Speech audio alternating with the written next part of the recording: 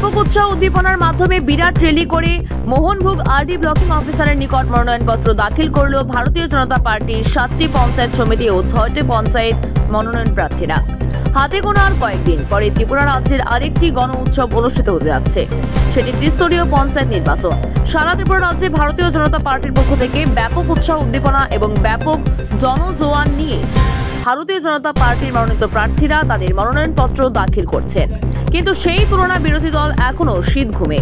মঙ্গলবার মোহনভোগ আরডি ব্লকের গ্রানতলি, উরমাই, কলমক্ষেত, বানিয়াছড়া, মোহনভোগ, কামরাঙ্গাতুলি 6টি পঞ্চায়েতের 7 জন পঞ্চায়েত সমিতি এবং ভারতীয় জনতা পার্টির মনোনীত পঞ্চায়েত প্রার্থীরা মনোনয়নপত্র দাখিল করলেন বিডিও ও কাছে।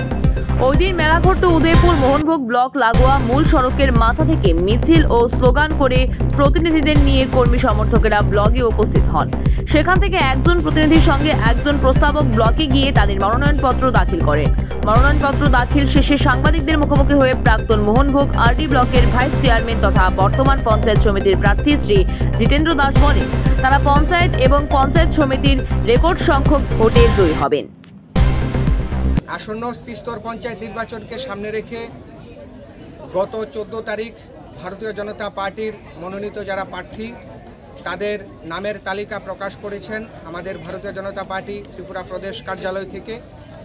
আমরা আজকে মোহনভোগ ব্লকের অন্তর্গত বিশেষ করে গ্রানতলি পঞ্চায়েত, কলমক্ষেত পঞ্চায়েত, উরমাই পঞ্চায়েত, বানিয়াছড়া পঞ্চায়েত এবং মোহনভোগ পঞ্চায়েত, আমরা আজকে কামরাঙ্গাতলি পঞ্চায়েত সহ আজকে পঞ্চায়েত সমিতির যারা সদস্যরা রয়েছি আমরা সবাই ভারতীয় জনতা পার্টির নমিনেশন সেখানে দাখিল করেছি।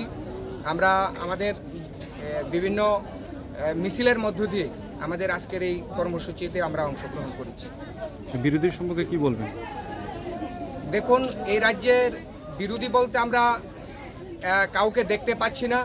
এই রাজ্যের মধ্যে সদ্য সমাপ্ত আমাদের যে লোকসভা নির্বাচন হয়েছে, সেই লোকসভা নির্বাচনের মধ্যে রাজ্যের যিনি প্রাক্তন মুখ্যমন্ত্রী তথা বর্তমানে যিনি লোকসভার সদস্য বিপ্লব কুমার দেব যখন আমাদের এই এলাকা থেকে দাঁড়িয়েছেন তখন বিপুল ভোটে সেখানে মানুষ রায় দিয়েছেন এবং ওনাকে আশীর্বাদ করেছেন। সেই যে আমাদের মানুষের যে আশীর্বাদ সেটা ধারাবাহিকতা সেখানে বজায় থাকবে এবং আমরা প্রত্যেকে যারা ভারতীয় জনতা পার্টির যারা মনোনীত হয়েছি প্রত্যেকে সেখানে আশাবাদী আমরা বিপুল ভোটে আমরা যেই বিভিন্ন পঞ্চায়েত থেকে শুরু করে পঞ্চায়েত সমিতি আমাদের বিপুল ভোটে সেখানে জয় হবে এবং বিভিন্ন জায়গায় তারা কোথাও প্রার্থী খুঁজে পায়নি। আমরা এখন পর্যন্ত আমাদের কাছে যে খবর রয়েছে বেশিরভাগ জায়গার মধ্যেই তারা প্রার্থী খুঁজে পায়নি।